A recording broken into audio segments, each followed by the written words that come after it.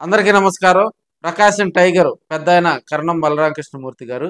ఆయన తనయుడు కరణం వెంకటేష్‌కు ఒక మంచి పొలిటికల్ ఫ్యూచర్ ఇవ్వాలనేది ఆయన చిరకాల కోరిక. మరి ఆ కోరిక నెరవేరనుందా? మరి దశాబ్ద కాలానికి పైగా గూడా ఆ కోరిక నెరవేరలేదని కూడా మనం తెలియజేసుకోవచ్చు.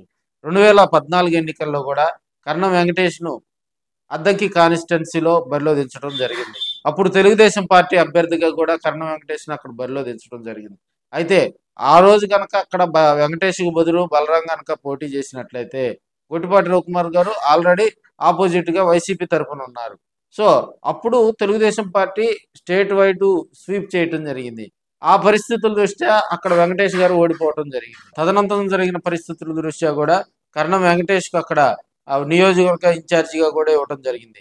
2014 తర్వాత వైసీపీలో గెలిచినటువంటి గొట్టిపాటి రవికుమార్ గారు కూడా మళ్ళీ తెలుగుదేశం పార్టీలో చేరటం, అదేవిధంగా కరణం ఫ్యామిలీకి గొట్టిపాటి ఫ్యామిలీకి కూడా అద్దంకి కాన్స్టిట్యున్సీలో ఒకరి మీద ఒకరు కయ్యానికి కాలు దూకున్నటువంటి సందర్భాలు అయితే మనం చూస్తా ఉన్నాం. 2019 ఎన్నికల్లో కూడా అద్దంకి సీటు తమ ఫ్యామిలీకే కేటాయించాలని చెప్పి కూడా కరణం వెంకటేష్, అదేవిధంగా కరణం బలరాం గారు కూడా తెలుగుదేశం పార్టీ మీద అధిష్టానం మీద కూడా గట్టి ప్రయత్నం చేసినా కూడా అవి బెడిచికొట్టాయని కూడా తెలియజేసుకోవచ్చు.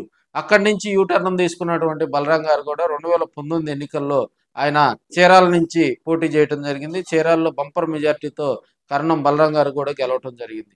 మళ్ళీ 2024లో కూడా వైసీపీ 2019 తర్వాత అప్పట్లో తెలుగుదేశం పార్టీ అధికారంలోకి రాకపోవడంతో కరణం వెంకటేష్‌ను జగనన్న టీంలోకి బలరాం గారు కూడా పంపించి, అదేవిధంగా బలరాం గారు కూడా జగన్మోహన్ రెడ్డి గారిని కలవటం జరిగింది.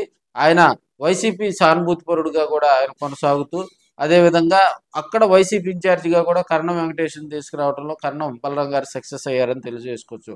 2024లో జరిగినటువంటి పరిస్థితుల దృష్ట్యా అక్కడ వైసీపీ తరపున వెంకటేష్ గారు చీరాల్లో పోటీ చేయటం, త్రిముఖ పోటీలో మళ్ళీ ఆయన బోల్తా పడ్డాడని కూడా తెలియజేసుకోవచ్చు. 2 సార్లు పొలిటికల్ బూస్టప్ ఇచ్చే ప్రయత్నం కరణం బలరామకృష్ణమూర్తి గారు సీటు త్యాగం చేసి మరి ప్రయత్నం చేసినా కూడా కరణం వెంకటేష్ గారికి అక్కడ లక్కు కలిసి రాలేదని కూడా మనం తెలియజేసుకోవచ్చు. మరి న్యూ ట్రెండీగా హీరో లుక్‌లో ఉన్నటువంటి కరణం వెంకటేష్ గారు పొలిటికల్ ఫ్యూచర్ రాబోయే రోజుల్లో ఎలా ఉంటది? ఆయన్ను మరింత రాజకీయంగా కూడా మరింత ముందుకు తీసుకెళ్లాలని భావిస్తున్నటువంటి కరణం బలరామకృష్ణమూర్తి గారి కల కూడా మరికొన్ని రోజుల్లో నెరవేరనుందని కూడా రాజకీయ విశ్లేషకులు కూడా తెలియజేస్తున్నారు. మరి రాజకీయంగా కూడా కరణం వెంకటేష్ బాబు రాబోయే రోజుల్లో పొలిటికల్‌లో ఒక మంచి లీడర్‌గా కూడా తయారు కావాలని కోరుకుంటున్నాను.